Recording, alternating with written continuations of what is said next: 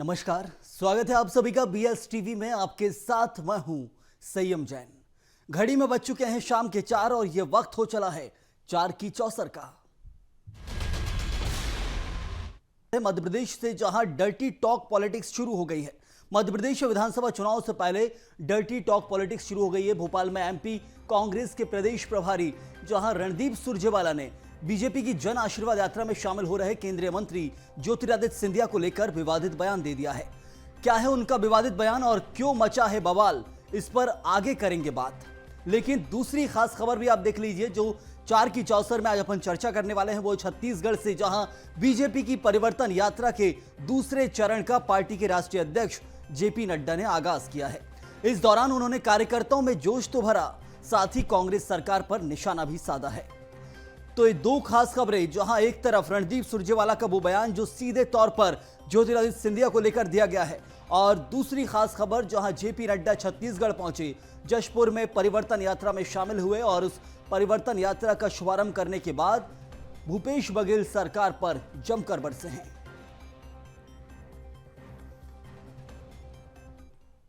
चलिए शुरुआत करेंगे पहली खबर से, जहां मध्य प्रदेश विधानसभा चुनाव से पहले डर्टी टॉक पॉलिटिक्स शुरू हो गई है। भोपाल में एमपी कांग्रेस के प्रदेश प्रभारी रणदीप सुरजेवाला ने बीजेपी की जन आशीर्वाद यात्रा में शामिल हो रहे केंद्रीय मंत्री ज्योतिरादित्य सिंधिया पर हमला बोला है।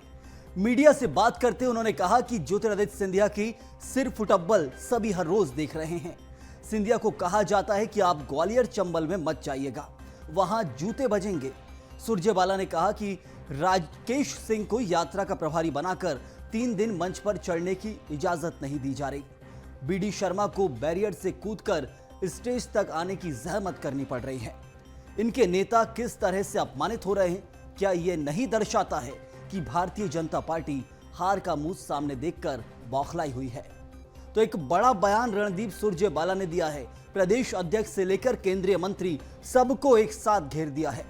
वहीं सुरजेवाला के इस बयान के बाद बीजेपी हमलावर हो गई है। मंत्री विश्वास सारंग ने रणदीप सुरजेवाला के बयान के बाद उन्हें चेतावनी देते हुए कहा कि वे इस तरह की शब्दावलियों का उपयोग ना करें। मध्य प्रदेश शांति का टापू है, यहां आकर इस तरह की गंदगी ना फैलाएं। इस तरह की अनर्गल बातें करना कांग्रेस की पद्धति रही है। तो ये विश्वास सारंग का बयान था। कहा ये पलटवार था रणदीप सुरजेवाला के उस बयान का, जहां केंद्रीय मंत्री ज्योतिरादित्य सिंधिया को घेरा है, राकेश सिंह को घेरा है, उसके अलावा प्रदेश अध्यक्ष बीडी शर्मा को घेरा है कि कैसे वो अपनी जन आशीर्वाद यात्रा में ही अपमानित हो रहे हैं।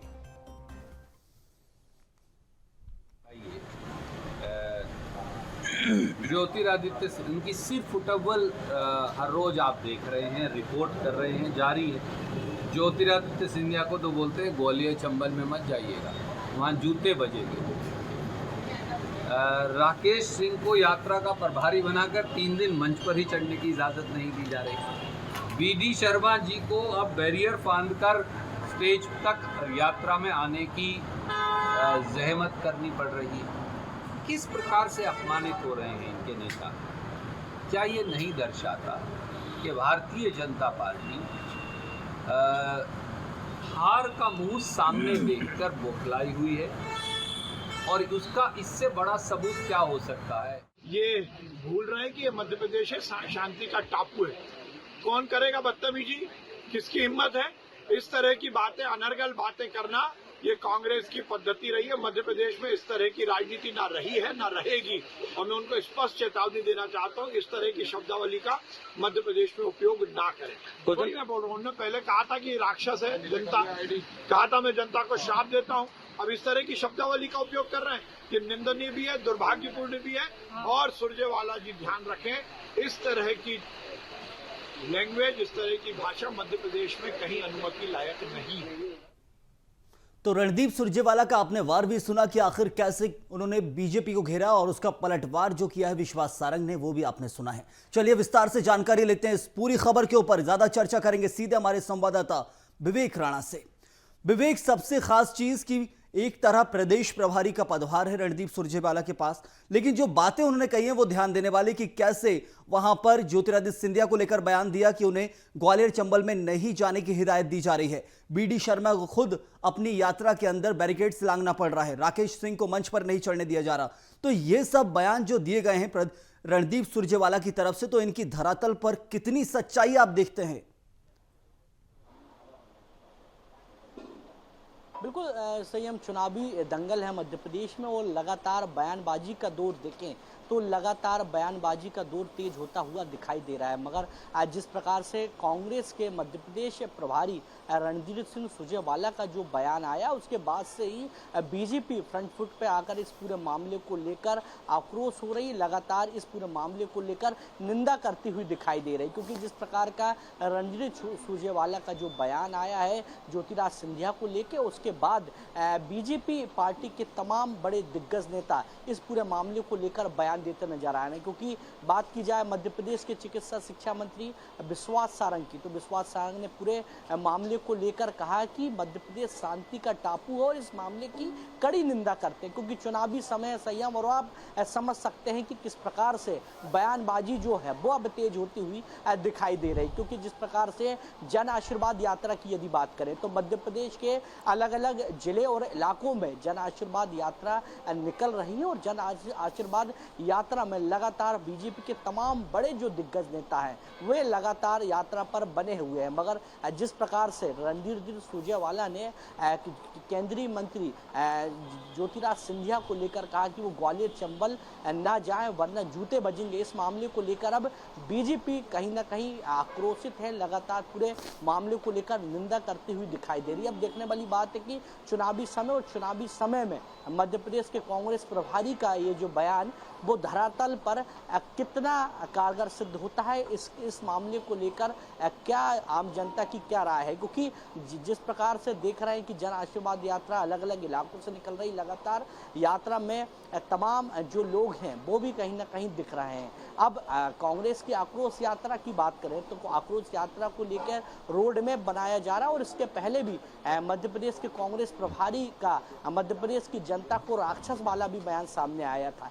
यानी बयानबाजी का दौर तेज है और बयानबाजी के चलते मध्य प्रदेश की आम जनता किस सियासी पार्टी को वोट डालती तो आने वाला वक्त बताएगा। मगर जिस प्रकार से बयान सामने आए उसके कई जो मायने हैं राजनीतिक समीकरण के, वो कहीं ना कहीं निकालते नजर आ रहे हैं। कई विवेक, कांग्रेस जन आक्रोश यात्रा निकालेगी, लेकिन यहां पर खुद कांग्रेस बीजेपी के ऊपर आक्रोशित दिख रही है। ऐसे में जो बयान सामने आए हैं, देखा गया जरूर जन आशीर्वाद यात्रा में कई जगह हमले हुए। सबसे बड़ी चीज जहां नीमच में एक बड़ा हमला हुआ था, तोड़फोड़ की गई थी गाड़ियों के साथ, नेताओं को चोट पहुंच सकती थी, लेकिन वहां पर एक सबसे खास चीज देखने को मिली कि जो जिम्मेदार था उनके ऊपर कार्रवाई की गई है और सीधे तौर पर बीजेपी ने कांग्रेस को घेर लिया उस यात्रा में हमले को लेकर।